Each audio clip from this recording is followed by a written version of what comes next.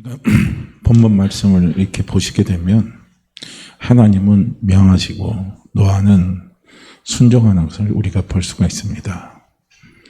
그래서 오늘 이 본문 말씀을 통해서 우리가 신앙생활입니다. 신앙생활 할 때 신앙생활의 주체가 누구냐 하는 거예요.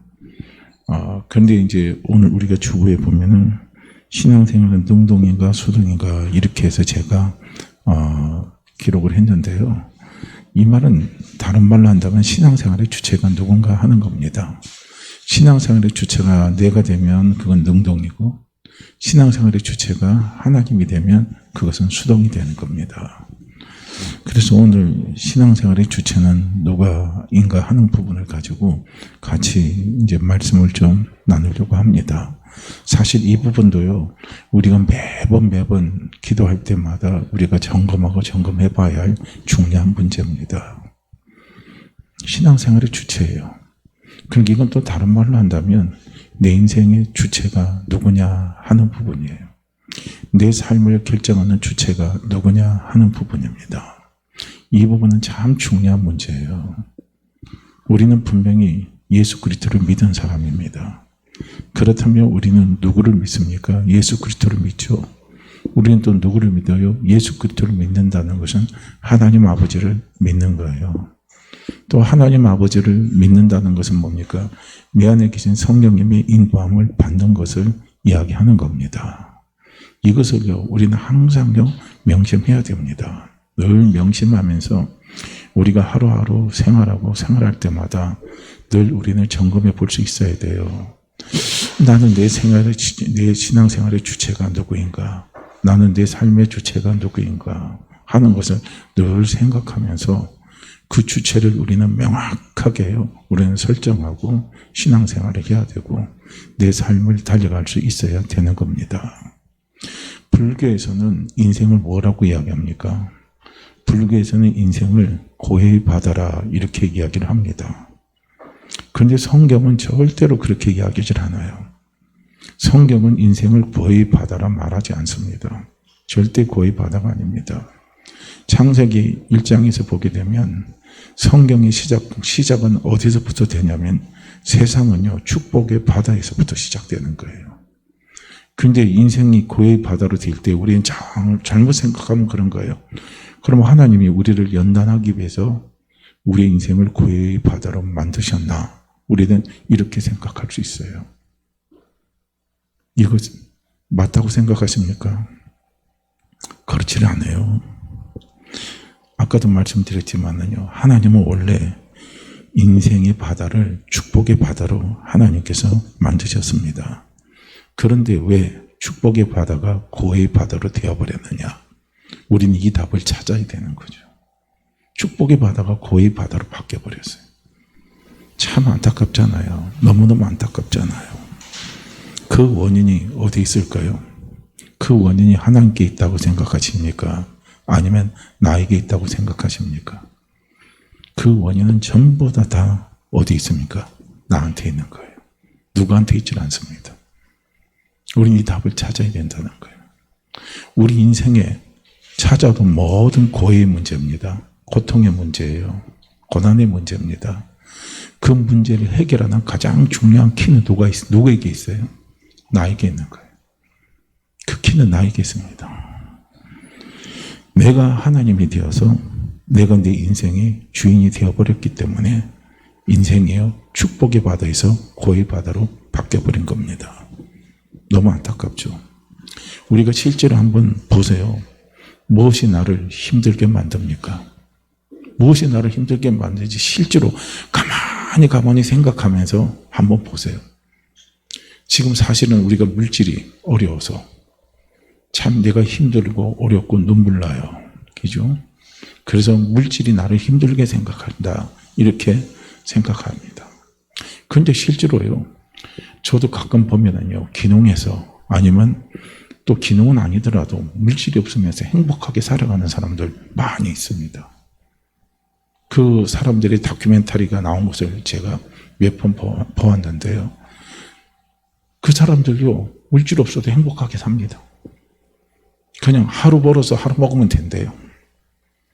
그 요즘 젊은 사람의 패턴이 그렇게 많이 바뀌어가더라고요. 뭘 욕심을 내느냐 이거예요. 하루 벌어서 하루 먹고 살고 그리고 편안하게 살면 된다는 거예요. 그러면서 뭡니까?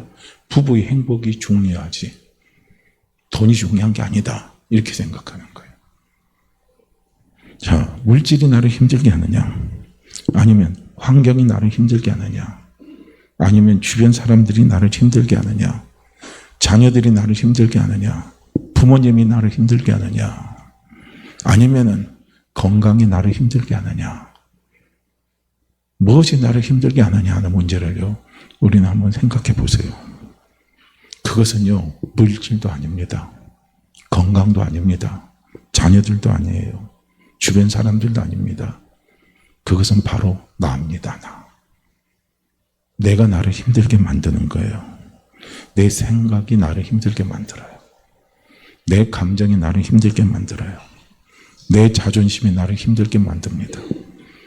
그놈의 꺾이지 않는 내 고집이요 나를 힘들게 만들어요. 가만히 보면 다 거기에 있습니다. 내 자존심을 내려놓고 내 생각을 내려놓고 내 감정을 내려놓고 내 자존심을 내려놓고 내 욕심을 내려놓으면요 그 다음부터는 뭡니까? 편안해요. 편안합니다. 결론은 뭡니까? 내가 나를 힘들게 만드는 거예요. 자, 그렇지만은 내가 나를 내려놓으면요 우리는 편안합니다. 특히 어디에다 내려놓느냐? 내가 믿는 하나님의 말씀 앞에 내가 나를 한번 내려놔 보세요. 내가 나를 하나님의 말씀 앞에 내려놔 보게 되면요 그 다음에는요 마음이 그렇게 평안합니다. 오늘 힘든 일이 있으십니까? 어려운 일이 있으십니까? 그 문제 때문에 답답하십니까? 지금 이 순간이라도 하나님의 말씀 앞에 나를 한번 내려놔 보세요. 제가 말씀을 한번 드려볼게요. 로마서 8장 28절입니다. 우리가 너무나 잘 아는 말씀이에요. 이 말씀 앞에 나를 한번 내려놔 보세요. 하나님을 사랑하는 자, 그 뜻대로 부르심을 입은 자들에게는 모든 것이 합력하여 선을 이루느니라. 하나님의 말씀이에요. 하나님을 사랑하는 자, 하나님의 뜻대로 부르심을 입은 자, 우리 하나님 앞에 부르심을 입었잖아요.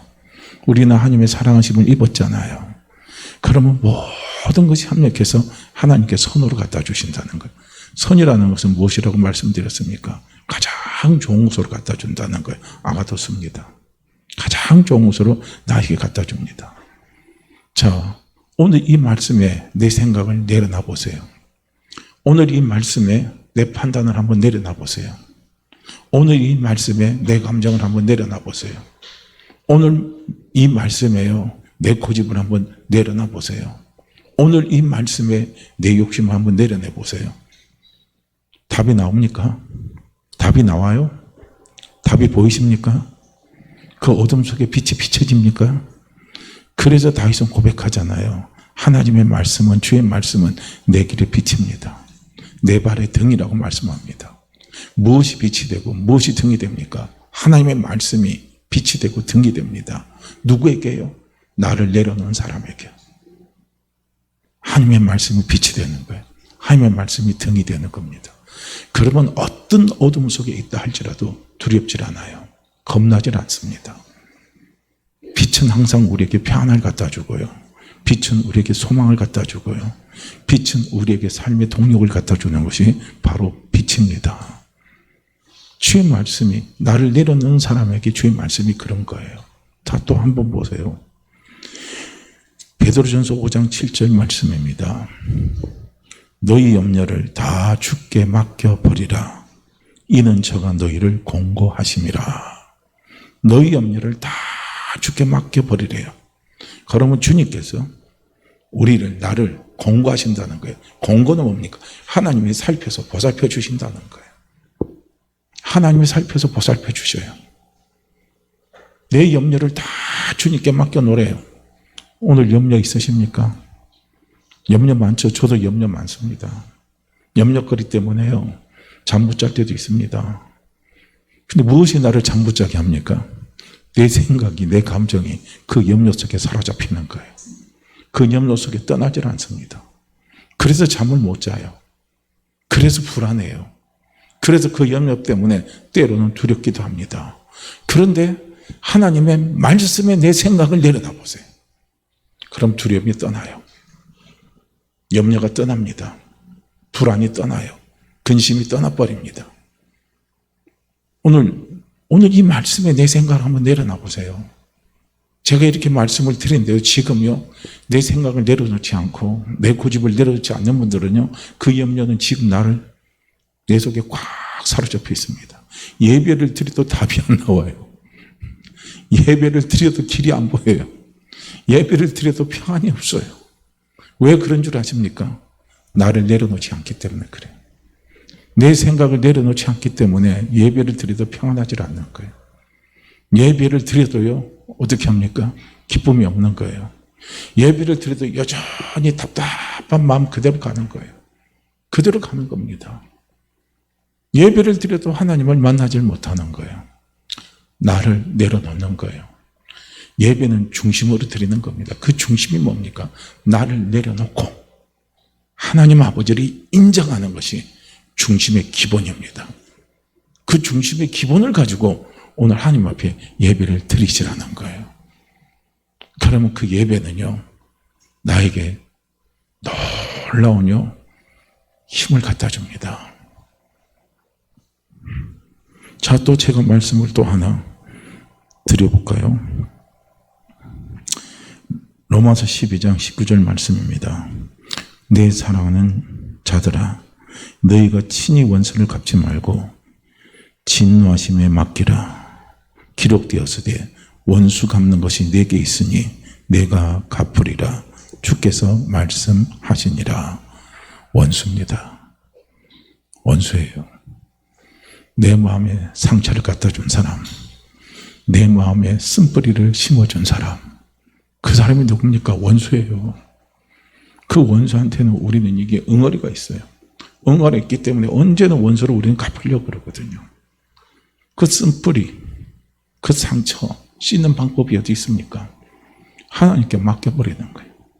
아버지께 맡겨버리는 거예요. 근데 맡기는 게 잘 안 되죠. 왜 그런 줄 아십니까? 내가 살아있기 때문에. 내 생각이 살아있어요. 내 감정이 살아있습니다. 내 생각이 살아있어요. 그놈은 내 고집이 살아있습니다. 내 자존심이 살아있어요. 그래서 원수가 잘 되는 꼴을 볼 수가 없어요. 그러니까 원수가 잘 되면 내가 막 속이 쓰려서 더 힘든 거예요. 그런데 하나님께 맡겨버리라는 거예요. 원수는 누가 갚아줍니까? 하나님이 갚아주시는 거예요. 하나님이 갚아주시면요, 뒤탈이 하나도 없어요. 뒤탈이 전혀 없습니다. 근데 내가 원수를 갚으면요, 뒤탈이 생기게 돼 있어요. 원수는 원수를 낳고 원수는 원수를 낳는 이런 일들이 계속 반복이 되는 거예요. 그런데 하나님이 원수를 갚아주면 그런 일들이 없습니다. 깨끗하게 하나님께서 처리하십니다. 보세요. 오늘도 나를 내려놓고 하나님의 말씀을 그대로 우리가 인정을 해보세요. 받아들여 보세요. 길이 보이잖아요. 빛이 보이잖아요. 그죠? 사라지잖아요. 그래서 모든 것에 문제는 어디에 있느냐면 나한테 있는 거예요. 그렇게 신앙생활이라는 것은 하나님을 믿고 따르고 인도함을 받는 생활이 신앙생활입니다. 하나님이 왜 우리와 함께 하십니까? 주의 성령이 왜 우리와 함께 하십니까? 나를 인도해 주기 위해서 함께 하시는 거예요. 왜 인도해 주신 줄 아십니까? 우리가요, 아무리 인간이 똑똑하다 할지라도 꼭 뭐가 부족해요. 제일 똑똑한 사람이라 할지라도 2%가 부족한 거예요. 우리는 부족합니다. 부족한 걸 하나님이 아시기 때문에, 이해하시기 때문에 하나님이 부족한 우리와 함께 하시는 거예요. 영으로 함께 하시는 거예요. 성령으로 함께 하시는 거예요. 그래서 나를 인도해 주겠다 이거예요. 그래서 하나님의 마음은 뭡니까? 내 인도함을 받아라 이거예요. 내 인도함을 받고 거기에 뭡니까? 하나님의 마음은 뭡니까? 순종하는 삶을 살아라는 거예요. 순종하는 삶을 살아라는 겁니다. 그래서 다윗은요, 힘들고 어려워도 시편 23편에 보세요. 여호와는 나의 목자시니 내가 부족함이 없으리로다. 그 고백을 고백하는 그 순간에요, 다윗 자체에, 인간 다윗 자체에게는요, 부족함이 왜 없겠습니까? 다윗도 인격적으로 부족함이 많은 사람입니다. 우리가 신앙의 위대한 인물들도 보면 부족함이 많은 사람입니다. 사도 바울도 부족함이 많은 사람입니다. 사도 베드로도 부족함이 많은 사람이에요. 부족함이 다 많은 사람이에요. 아브라함도 부족함이 많은 사람입니다. 야곱도 부족함이 많은 사람이에요. 이삭도 부족함이 많은 사람입니다. 오늘 우리 시대에요, 그래도 우리가 생각하는 신앙이 있잖아요. 우리가 존경하는 신앙인. 그분들도 보면은요, 가까이 가서 보세요. 부족함이 얼마나 많은지. 멀리서 볼 때는 부족함이 하나도 없는 것처럼 보입니다. 그러나 실제로 가까이 가서 한번 생활을 보세요. 그들의 언어를 보고 그들의 삶을 한번 보세요. 다 살펴보면요, 부족함이 다 있습니다. 그래서 하나님이 우리와 함께 하시는 거예요. 성령으로 함께 하시는 거예요. 오늘 노아에게도 하나님이 말씀하잖아요. 노아를 통해서 우리는 신앙생활이 무엇인가를 아는 거예요. 하나님은 노아에게 앞으로 될 일을 이야기하시고 될 일을 준비하시고 그 일을 하나님은 시행하게 될 때 어떻게 하라고 하나님께서 오늘 노아에게 다 말씀을 하셨잖아요. 말씀을 한 것을 노아는 어떻게 합니까? 자기 생각을 내려놓고 어떻게 합니까? 하나님의 그 생각을 받아들이는 거예요. 하나님의 말씀에 순응하는 거예요. 그 말씀에 순종하는 겁니다. 순종을 하니까 놀라운 축복이 일어나잖아요. 자기에게도 축복이 되고 자기의 자녀들에게도 축복이 되고 자기 아내에게도 축복이 되고 결국은 자기의 가정에 놀라우신 하나님의 구원의 축복의 역사가요, 노아에게 일어난 겁니다. 그래서 우리는 노아를 통해서 볼 수 있는 것이 무엇이냐면요, 신앙생활은 어떻게 해야 되는가를 보는 거예요. 신앙생활은요, 하나님이 주체가 되어야 되는 거예요. 그래서 주체가 되는 하나님의 말씀에 우리는 어떻게 합니까? 귀를 기울이는 거예요. 귀를 기울이는 겁니다. 그래서 귀를 기울이고, 그리고 하나님의 말씀하실 때 거기에 우리는요, 순종하며 달려가는 거예요. 그래서 신앙생활은요, 수동인 거예요. 능동이 돼서는 안 되는 거예요. 능동은 뭡니까? 내가 앞서가는 거예요. 내가 앞서가고 내가 서둘러서 판단하고. 그래서 신앙생활은 절대 능동이 되면 안 됩니다. 능동이 되면요, 힘이 들어요. 율법생활은요, 능동이죠. 그러나 신앙생활은 능동이 아닌 거예요. 인도함을 받는 겁니다. 할렐루야. 그러니까 어린 자녀일수록 그들의 행동이 어떻습니까? 스스로 하는 행동이 안 돼요. 부모님의 도움을 받으면서 부모님이 인도함을 받는 삶이 어린 자녀들의 삶입니다. 근데 자녀가 어리면서 점점 자녀가 자라가면 어떻게 합니까? 자기 스스로 능동적인 존재가 되려고 하는 거예요. 저는요, 요즘에 자꾸 그런 이야기해서 죄송하지만요, 태어나고 있으면 재미나요. 왜 재미나느냐? 태연이 어디서 태어났어? 물어보면 십자가에서 태어났대요. 그렇게 말을 해요. 그 말 듣는데 얼마나 웃기는지. 가만 보니까 맞는 말이잖아요. 틀리는 말은 아니에요. 그전에는 그런 말 하네요. 엄마 아빠가 시키는 대로 그대로 하는데 지금은 지가 좀 머리가 컸다고 어떻게 합니까? 지 생각으로 움직이는 거예요. 그 다음에 뭡니까? 찬양이 넘치면 은혜로 얼굴이 환해요. 그런 거예요. 찬양이 안 넘치면 은혜로 뭐 이래요. 그 반대로 해요, 요새는. 전부. 왜냐? 자기 생각이 있거든요. 그 자기 생각이 있고 자기 판단이 있는 순간부터 뭡니까? 얘가 어떻게 합니까? 자라간다고 하지만 그다음부터 뭐가 들어가요? 책임감이 들어가는 거예요. 자기 인생에 대한 책임감이 들어가고 자기 삶에 대한 책임감이요. 자꾸 거기 싹트기 시작하는 겁니다. 이게 이제 사람이 자라간다는 증거입니다. 어른이 되어간다는 증거죠. 그런데 하나님은 항상 우리가 하나님 안에서요, 어린아이기를 원하는 거예요. 1년의 신앙생활하고 2년의 신앙생활하고 10년의 신앙생활하고 50년의 신앙생활을 해도 늘 하나님 앞에 우리는 어린아이가 되기를 하나님은 원하는 거예요. 정말 신앙생활의 최고봉은 뭔 줄 아십니까? 어린아이예요. 어린아이가 되는 겁니다. 어린아이는 뭡니까? 엄마 아빠의 말에 절대적으로 귀를 기울이고요, 엄마 아빠의 말에 절대적으로 순응을 합니다. 순종을 하는 거예요. 그게 어린아이입니다. 신앙이 멈춰서는 안 돼요. 신앙은 꾸준히 성장합니다. 그런데 성장하는 신앙일수록 뭡니까? 어린아이 신앙이 되는 거예요. 그래서 어린아이 신앙은요, 단순합니다. 복잡하지 않아요. 그래서 요즘은 그런 말 많이 나오더라고요. 국민일보 보면 미션 안에 보면요, 그 광고에 이렇게 나오는 거, 신앙생활은, 복음은 간단합니다. 쉽습니다. 그렇게 나요. 명확합니다. 이렇게 말을 해요. 그런데 이단들의 말하는 복음은요, 간단하고 쉽고 명확한 게 아니라 전부 다 꼬아놨습니다. 까비 긋고도시 꼬아놓은 게요, 이단들이 말하는 복음이에요. 그러니까 그 복음은 다른 복음이에요. 아닌 거거든요. 그러니까 저도 문선명이 쓴 통일교 원리강론을 보게 되면 무슨 말인지 모르겠어요. 책은 이렇게 두꺼운데요, 무슨 말인지 하나도 모르겠어요.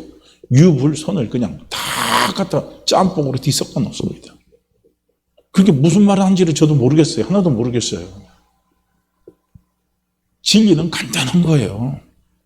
복음은 간단한 겁니다. 복음은 쉬운 거예요. 그런데 그렇지 않은 거예요.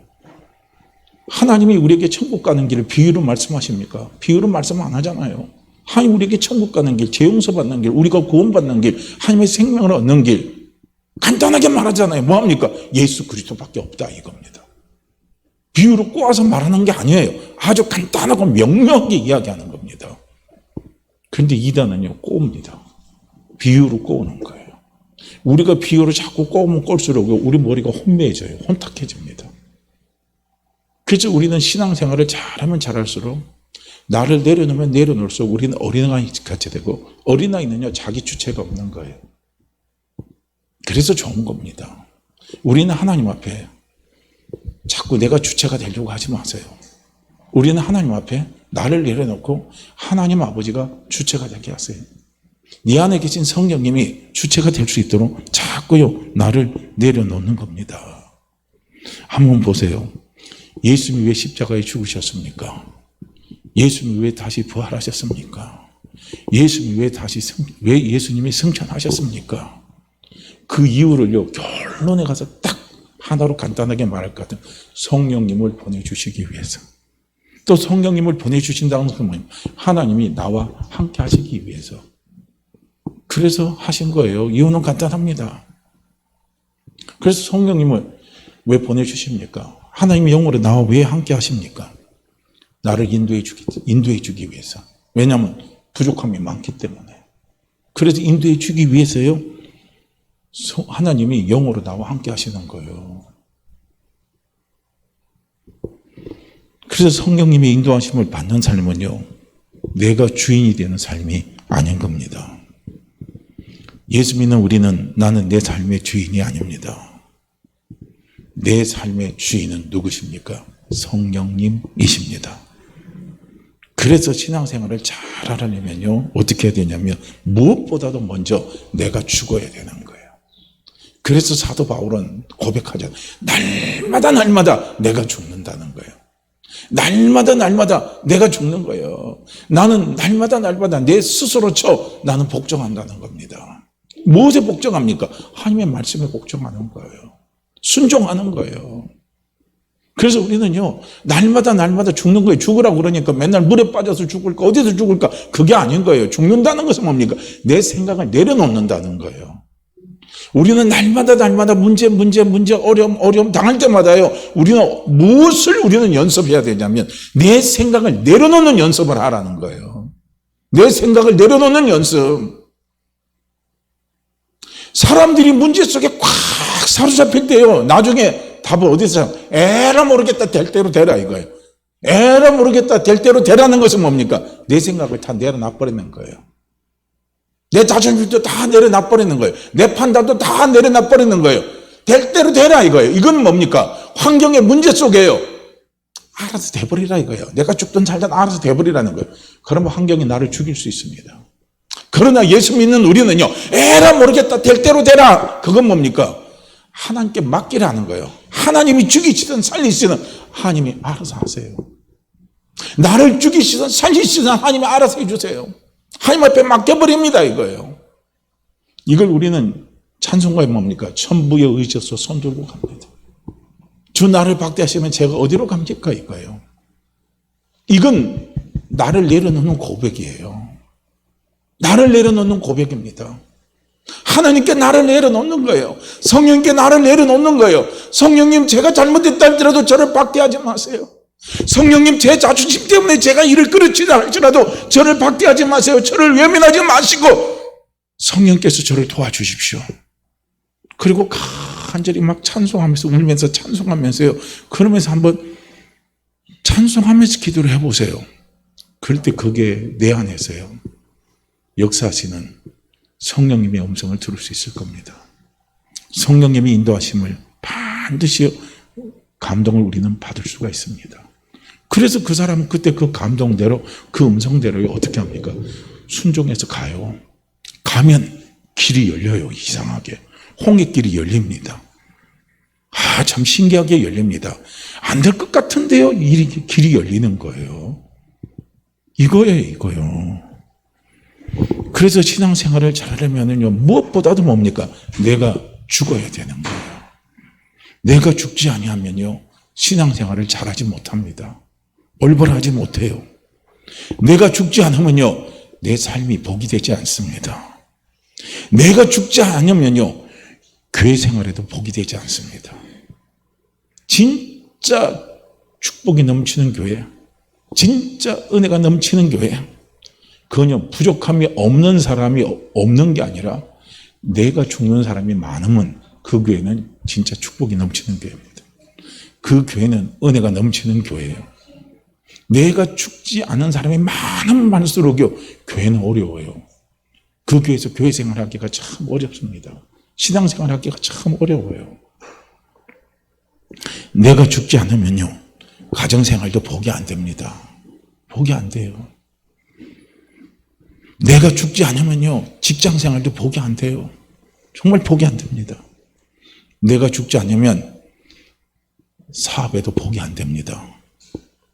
내가 죽지 않으면요, 대인관계도 복이 안 돼요. 내가 죽어야 복이 됩니다. 내가 죽어야 돼요. 그래서 주님이 말씀하시잖아요. 한 알의 밀알이 땅에 썩어서 죽지 아니하면 열매를 맺지 못한다는 거예요. 내가 죽어야 복의 열매가 맺혀지는 거예요. 할렐루야. 축복의 열매가 맺혀지는 거예요. 복은 주셨는데 우리는 열매가 맺혀져야 되잖아요. 복은 주셨는데 열매가 맺혀져야 우리가 그 열매를 먹잖아요. 그런데 내가 죽지 않으면 내가 썩어 문드러져야 돼요. 내가 썩어 문드러진다는 것은 다른 말로 한다면 내가 죽어야 된다는 거예요. 내 가정에서 내가 죽어야 내 가정에 복이 옵니다. 복의 열매가 나타나는 거예요. 하나님 주시는 축복의 열매가 나타나는 거예요. 교회도 마찬가지인 거예요. 목사가 죽고 성도가 죽고 우리 모두가 하나님 앞에 죽어야 해요. 거기에 뭐가 나타납니까? 아름다운 하나님의 축복의 열매가 주렁주렁 맺혀지는 겁니다. 그게 죽지 않으면 안 되는 거예요. 내가 살아있는데. 내가 살아있다는 건 내 자존심에 살아있는 거예요. 내가 살아있다는 것은 뭡니까? 내 감정이 살아있다는 거예요. 내가 살아있다는 것은 무엇입니까? 내 욕심이 살아있다는 거예요. 그것이 살아있으면 그 감정이, 그 고집이, 그 자존심이, 그 욕심이요, 하나님의 복의 열매를 맺지 못하게 만들어요. 좋은 땅은 어떤 땅인 줄 아십니까? 내가 썩어 문드러진 땅이에요. 그게 좋은 땅입니다. 그 땅에 하나님의 말씀의 씨앗이 딱 떨어지면요, 그 씨앗이 30배, 60배, 100배의 열매를 맺는 겁니다. 썩어 문드러지는 거예요. 썩어 문드러진다는 것은 뭡니까? 내가 나를 죽이는 거예요. 이게 신앙생활입니다. 그래서 우리는 신앙생활하면서 자꾸 우리는요, 연습해야 될 게 뭡니까? 하나님의 말씀 앞에 나를 내려놓는 거예요. 주님의 말씀 앞에 나를 내려놓는 거예요. 찬송가 앞에 나를 내려놓는 거예요. 우리가 하나님 앞에 찬송을 드릴 때도요, 내 생각을 내려놓고 찬송을 드리세요. 내 생각을 내려놓고 찬송을 드리는 거예요. 그때 순간순간 내 감정을 내려놓고요, 하나님 앞에 찬송을 드리는 거예요. 찬송을 드릴 때 그 찬송의 가사 앞에 내 생각과 내 감정을 내려놓으라는 거예요. 근데 내 생각과 내 감정을 끝까지 가지고 찬송을 하나님 앞에 드리게 되고 찬송을 부르게 되면요, 찬송의 가사가 은혜가 안 돼요.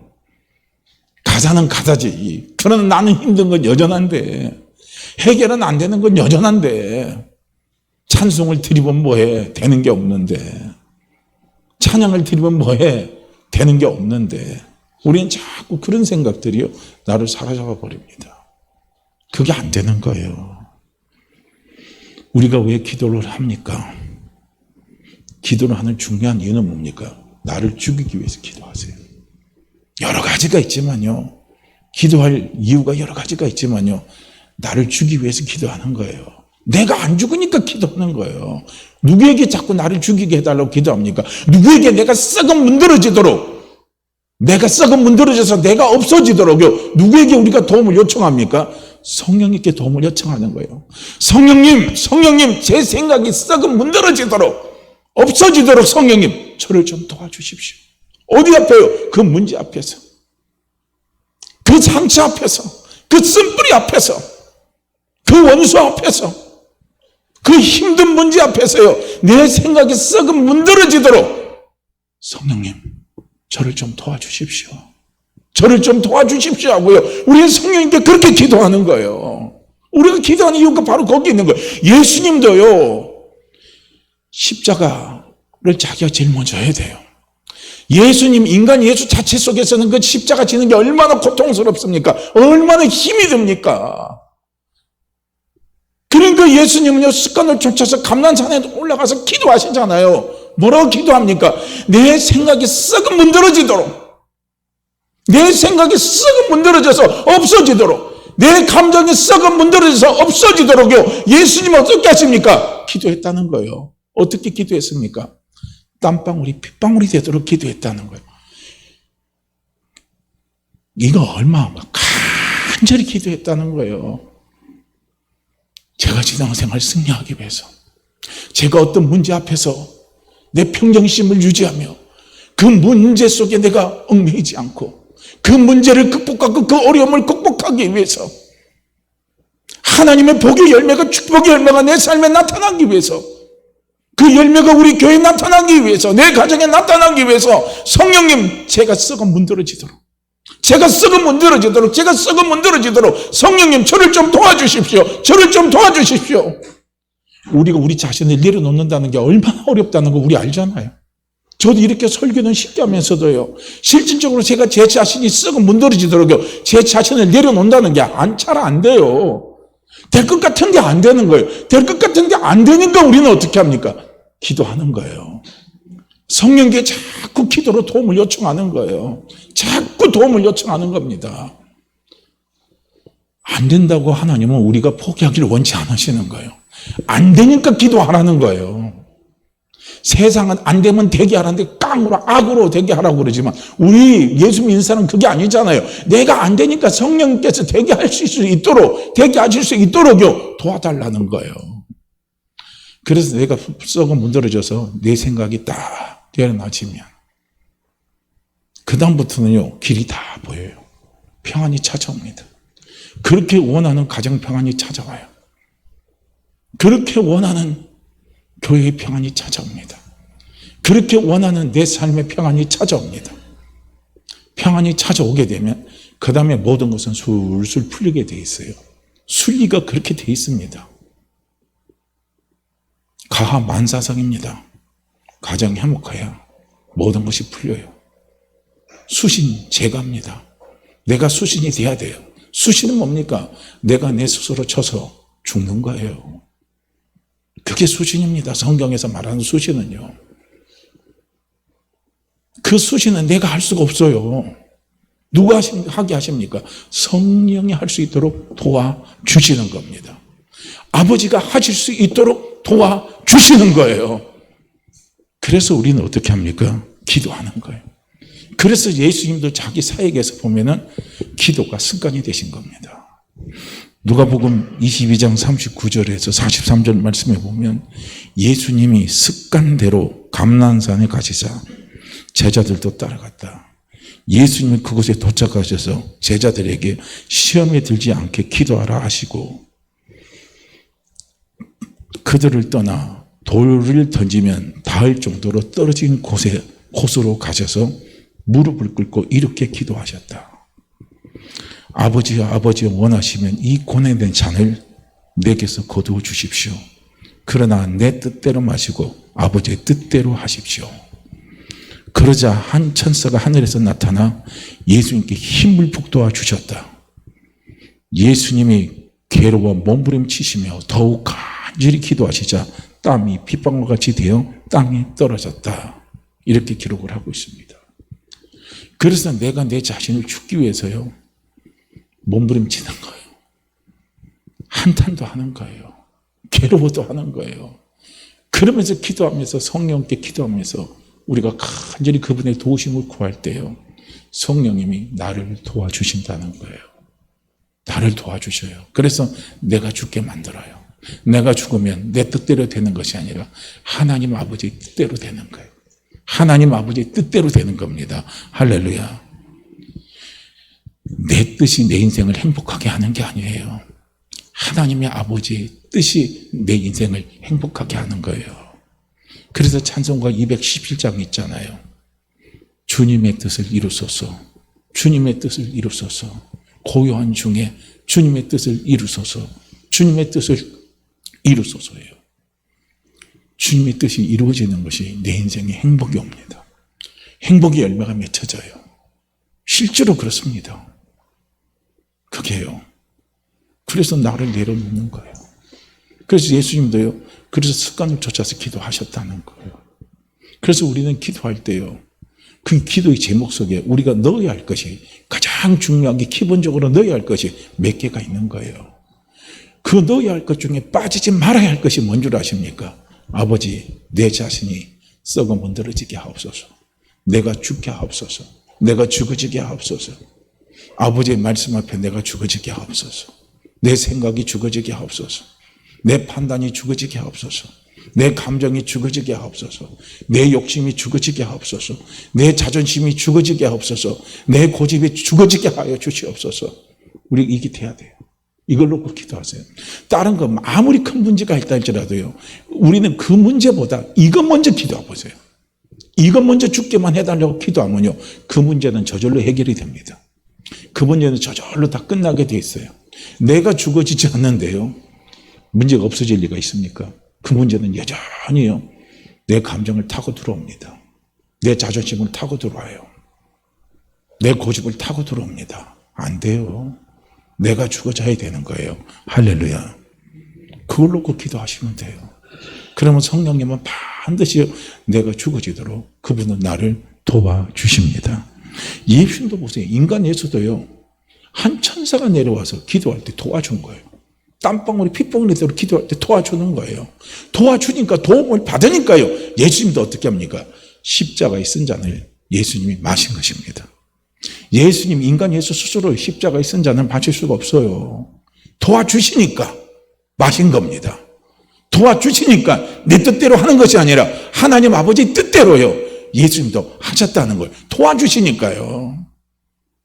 예수 믿는 모든 사람들이 원하는 것이 무엇입니까? 아버지의 뜻입니다. 내 인생이 아버지 뜻대로 살기를 원하고, 그게 원하는 거 아니에요. 그 뜻대로 살 수 있도록 도와주시는 분이 누구십니까? 그분이 성령님이셔요. 그래서 내 생각 모든 것이 다 죽어지면요, 아버지의 뜻대로 되게 돼 있어요. 그 뜻을 쫓아갈 수 있습니다.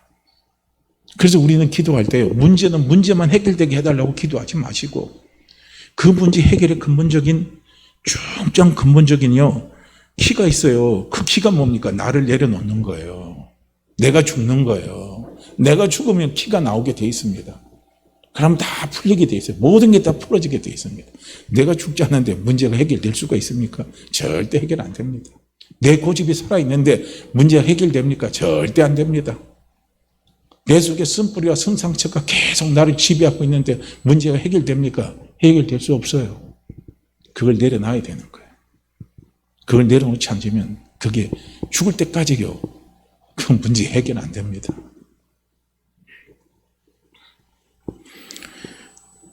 예수님은 스스로 고백하시잖아요.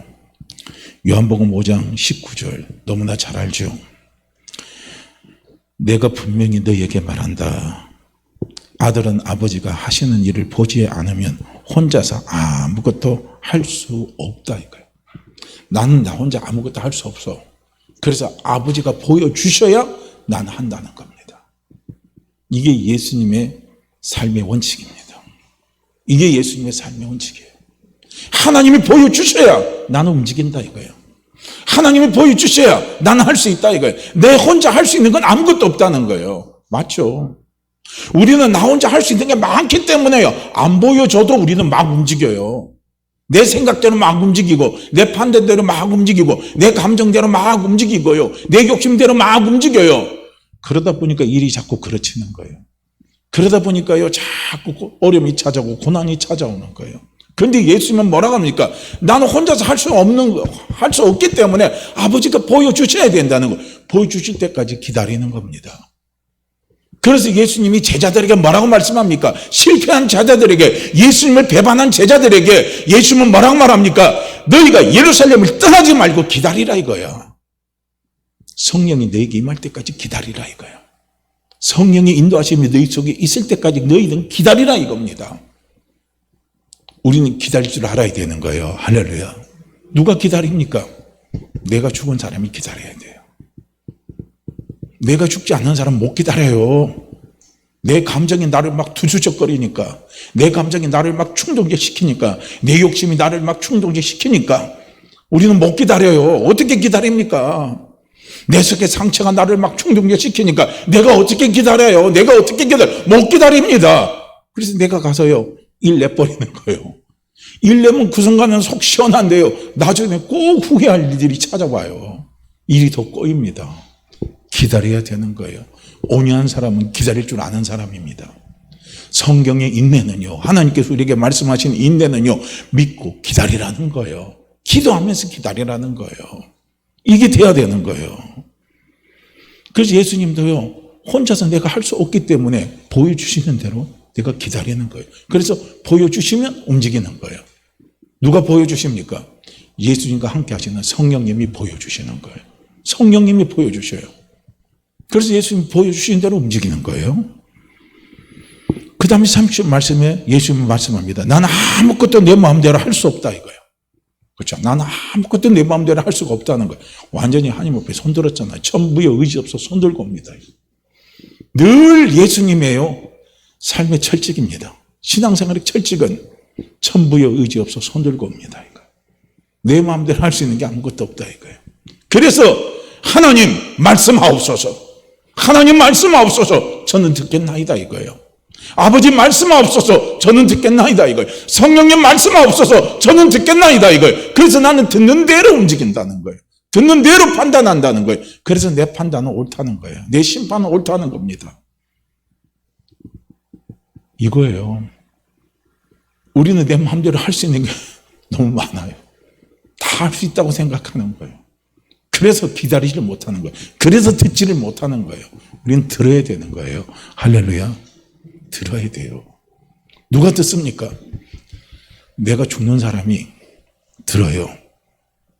아버지의 음성을 듣습니다. 내 안에 계신 성령님의 음성을 듣는 거예요. 그래서 보여주시는 대로, 듣는 대로 예수님은 순종하면서 달려가기 위해서 예수님은 어떻게 하십니까? 습관을 쫓아서 기도를 하셨다는 거예요. 이것이 예수님의 삶의 비결입니다. 내가 죽지 않으면요, 아무리 기도를 통해서 응답을 받았다 할지라도, 응답은 받았어요. 내가 죽지 않으면요, 응답은 받았다 할지라도 내가 죽지 않으면 뭐가 안 돼요? 순종이 안 되는 거예요. 응답은 받았어요. 근데 내가 죽지 않으면 내가 또 앞서가는 거예요. 내가 또 움직이는 거예요. 움직이면요, 하나님 말씀에 순종하지 않습니다. 응답이 열매가 맺혀지는 것은 순종이 따라봐야 응답이 열매가 맺혀지는 거예요. 할렐루야.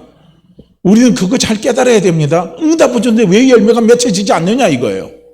응답은 줬는데 왜 열매가 나타나지 않느냐, 그거 가만히 살펴보세요.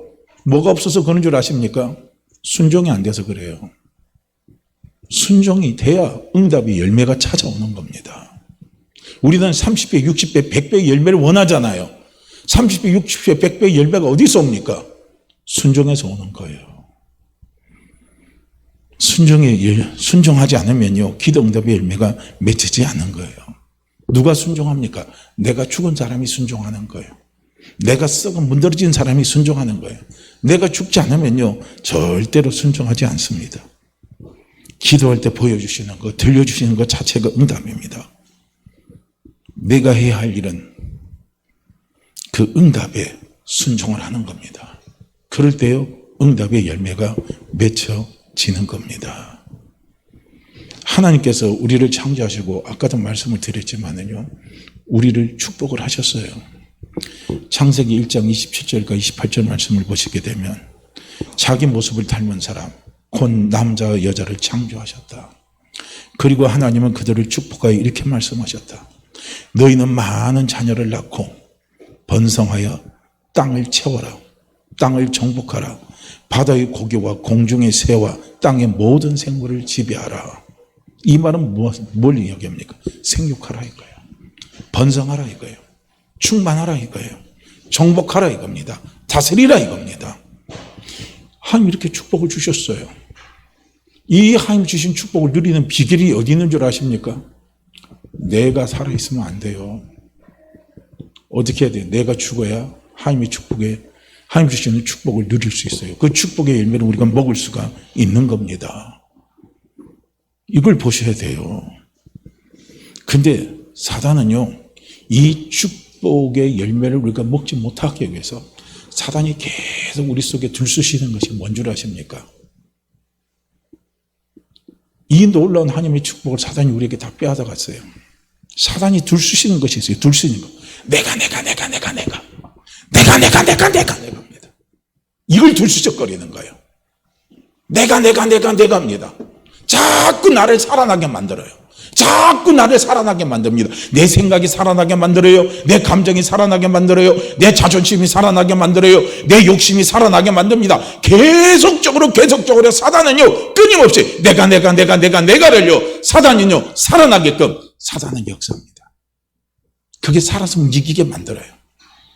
그것에 내가 지배당하게 만들어요. 그것에 내가 장악당하게 만들어요. 그것에 내가 순종하게 만들어요. 그래서 내 생각에 순종하잖아요. 우리는 내 생각에 얼마나 잘 순종합니까? 우리는 내 판단에 얼마나 잘 순종합니까? 우리는 내 자존심에 얼마나 잘 순종합니까? 이거는요, 우리는 아직 체질이 되어버렸잖아요. 우리는 내 욕심에 얼마나 잘 순종합니까? 너무너무 순종을 잘해요. 우리는 내 상체에 얼마나 순종을 잘합니까? 내 감정에 얼마나 순종을 잘합니까? 이게 사단이 우리를 그렇게 만들어버렸어요.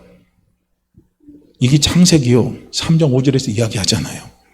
하나님 너희에게 그렇게 말씀하신 것은 너희가 그것을 먹으면 눈이 밝아져서 하나님과 같이 되어 선악을 분별하게 될 것을 하나님이 아셨기 때문에 선악을 알게 한 나무의 실과를 따먹지 말라 그렇게 말했다는 거예요. 죽지 않는다는 거, 죽지 않는다 이거예요. 네가 하나님같이 된다 이거예요. 선악을 알게 한 나무의 실과를 먹으면 네가 하나님같이 된다는 거예요. 그러면서 사단은 계속적으로 마귀는요, 내가를 자꾸요 충동질하는 거예요.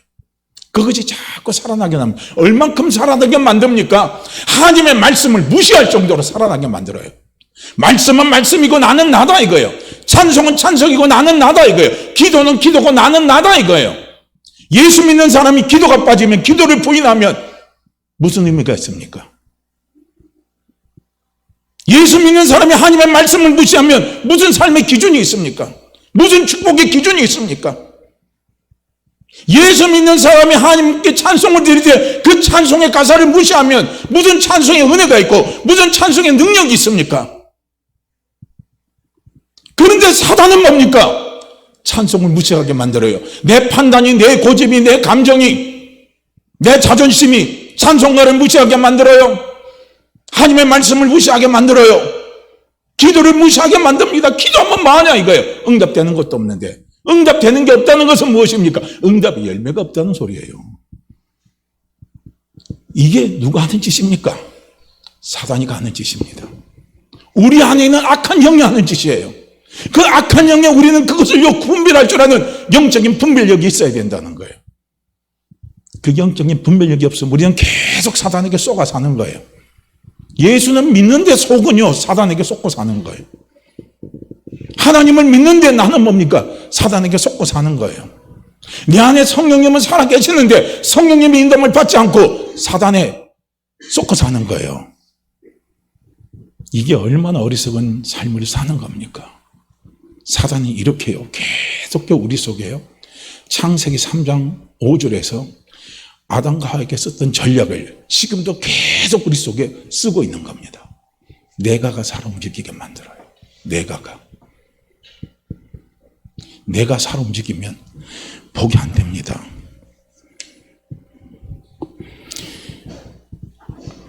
내가 하나님이 되니까요, 우리는 생육하지 못하는 거예요. 내가 하나님이 되니까요, 우리는 번성하지 못합니다. 내가 하나님이 되니까요, 우리는 충만하지 못해요. 내가 하나님이 되니까요, 우리는 정복하지 못합니다. 내가 하나님이 되니까요, 우리는 지배하는 삶이 안 돼요. 다스리는 삶이 안 됩니다. 왜 그런 줄 아십니까? 나라는 사람은요, 한계가 있기 때문에 그래요. 하나님은 전지전능하신 분입니다.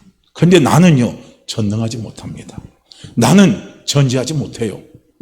그래서 내가 살아 움직이면 축복을 못 누리는 거예요. 축복의 열매가 맺혀지지 않는 거예요.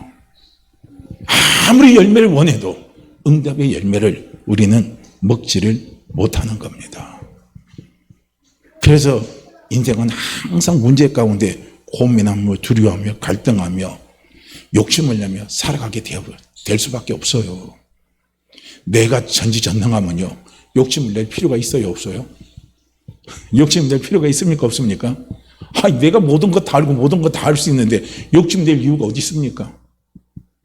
부족하니까 욕심을 내는 거예요. 욕심이 다른 데서 있는 게 아니에요. 내가 부족하니까, 내가 한계가 있으니까 욕심을 내는 거예요. 내가 전지전능하면요, 두려워할 이유가 없습니다. 고민할 이유도 없습니다. 싸울 이유도 없습니다. 갈등할 이유도 없어요. 근심하면 불안해할 이유가 하나도 없습니다. 우리가 전지전능하지 못하기 때문에, 한계가 있기 때문에 그런 거예요. 이걸 우리는 잘 깨달아야 된다는 거예요. 하나님께서요, 욥의 고난을 통해 욥에게 무엇을 깨닫게 하셨을까요? 인내하면 된다. 욥의 고난을 통해서 우리가요, 항상 생각하는 건 인내를 생각하지만 저는 그게 아닙니다. 하나님이 욥의 고난을 통해서 욥에게 깨닫게 하신 것이 있습니다. 그게 뭔 줄 아십니까? 나를 보는 거예요. 나를 보게 하는 거예요. 그 욥기서 42장이요, 1절에서 6절 말씀을 보게 되면 이것을 명확하게 볼 수가 있습니다. 내가 죽으면 모든 것이 회복됩니다. 내가 죽으면 모든 것이 회복돼요. 회복 안 될 것 같은데 다 회복이 됩니다. 내가 죽으면 회복이 돼요. 내가 살으면 회복되지 않습니다. 갈등이 옵니다. 분쟁이 옵니다.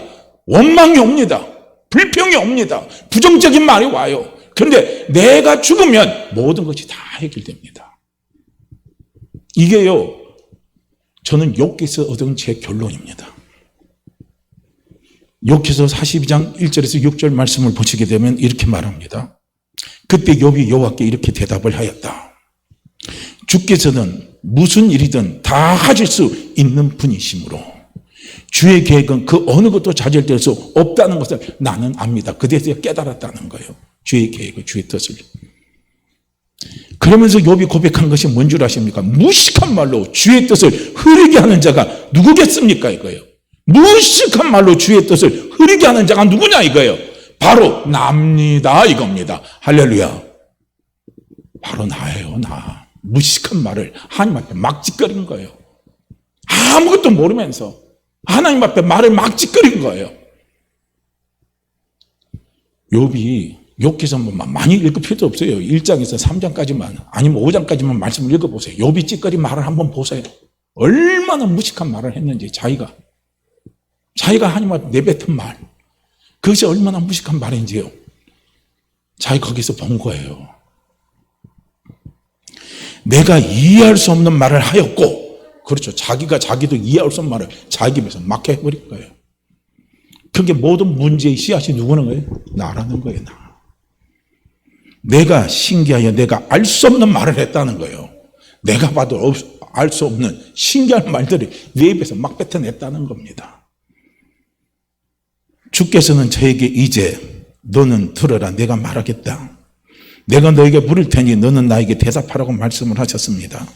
전에는 내가 주께 대해서 귀로만 듣기만 했지만 이제는 눈으로 주를 직접 보았습니다. 그래서 내가 말한 모든 것을 부끄럽게 여기며 티끌과 지 가운데서 회개합니다. 내가 말한 모든 것을 부끄럽게 여긴다는 거예요. 답이 여기에 있는 거예요. 바로 납니다. 내가 문제였습니다. 내가 문제였습니다. 친구들에게 찾아왔을 때 변론했을 때 그 변론도 내가 문제였습니다. 자기가 태어난 날도 원망하는 것도 내가 문제였습니다. 하나님 앞에 원망하는 것도 내가 문제였습니다. 다 내가 문제였다는 거예요. 그러면서 하나님 앞에요 회개해버리는 거예요. 이겁니다. 내가 죽어버리는 거예요. 내가 죽으니까요 문제가 다 해결돼 버렸어요. 놀라울 정도로 문제가 해결됐습니다. 친한 친구로부터 오해가 해결됐어요. 그들이 욥을 판단하는 게 잘못됐다는 것을요 하나님이 해결을 다 해줘 버리시죠. 자기 스스로 내가 잘못한 것이 있다는 것을, 자기 스스로 내가 잘못 없다는 것을 아무리 해명하려고 해도 친구 사이에 갈등밖에 없는 거예요. 친구 사이 오해가 증폭이 되고요. 증폭이 되고 미움이 쌓이고, 미움이 쌓이니까요 친구 안에 담이 쌓여버리고 원수가 되어버리는 거죠. 근데 그 오해를 누가 다 풀어버렸어요. 내가 죽으니까 하나님이 다 풀어버린 거예요. 하나님이 다 해결해버린 겁니다. 내가 죽는 거예요. 내가 죽으면 문제도 해결된다는 거예요. 내가 죽지 않으면 안 돼요. 욥이요 그 고통과 고난이 찾아오니까 주변으로부터 욥은요 왕따 당했어요. 자기 부인으로부터 시작해서 주변 친척, 이웃 사람들한테 다 왕따 당했습니다. 그런데 욥이 그 문제가 단칼에 다 해결돼 버리는 거예요. 내가 죽으니까 해결돼 버리는 거예요. 잃어버린 재물 얼마나 재물 다 잃어버렸잖아요. 그런데 하나님께서 더 많은 재물로 욥을 축복해 주셨습니다. 내가 죽으면 이런 놀라운 축복이 옵니다. 자녀들이 한날 한시에 다 죽어버렸어요.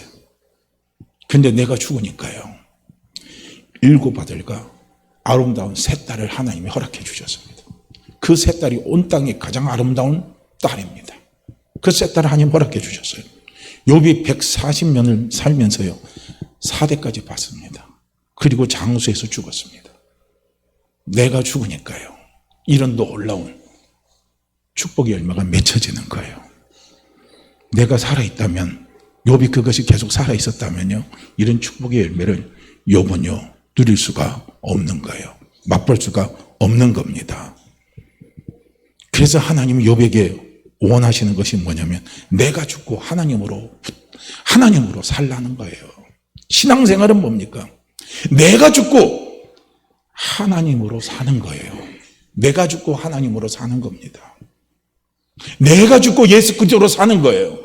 내가 죽고 성령님의 인도함으로 사는 것이, 이것이 바로 신앙생활입니다.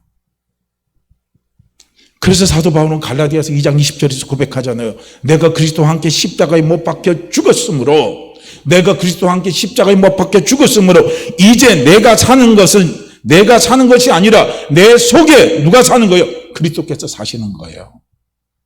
이 말이 다른 말로 한다면 성령의 인도함을 받고 사는 겁니다. 하나님의 인도함을 받고 사는 거예요. 이것이 신앙생활입니다.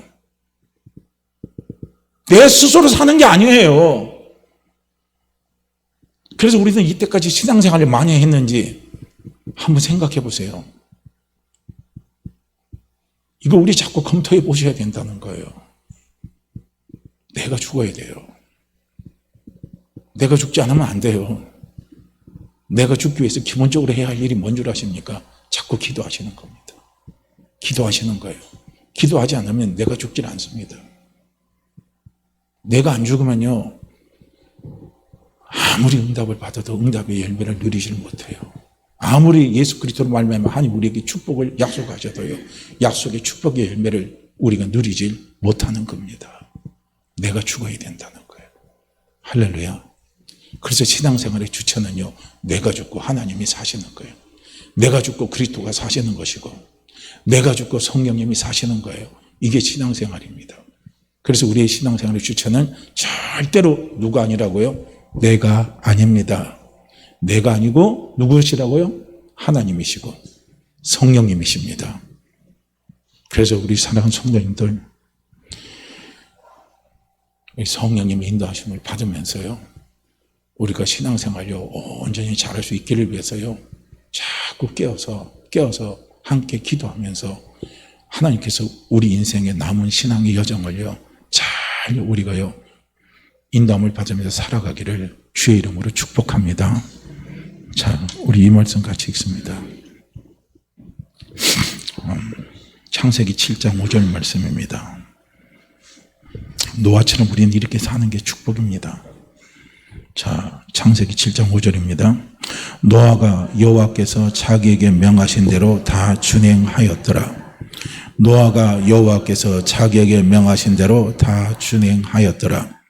노아가 여호와께서 자기에게 명하신 대로 다 준행하였더라. 아멘. 자, 우리 이 시간 함께 같이 기도합니다. 주님, 내가 주인이 되지 않고 주께서 주인이 되는 신앙의 삶을 살아갈 수 있도록 성령님 도와주십시오. 내가 죽도록 도와주십시오. 날마다 내가 썩어 문드러지도록 성령님 도와주십시오. 우리 이 시간 함께 같이 기도합니다. 함께 같이 기도하죠. 오 할렐루야. 하나님 아버지, 이 시간도 아버지 앞에 머리 숙여 감사함으로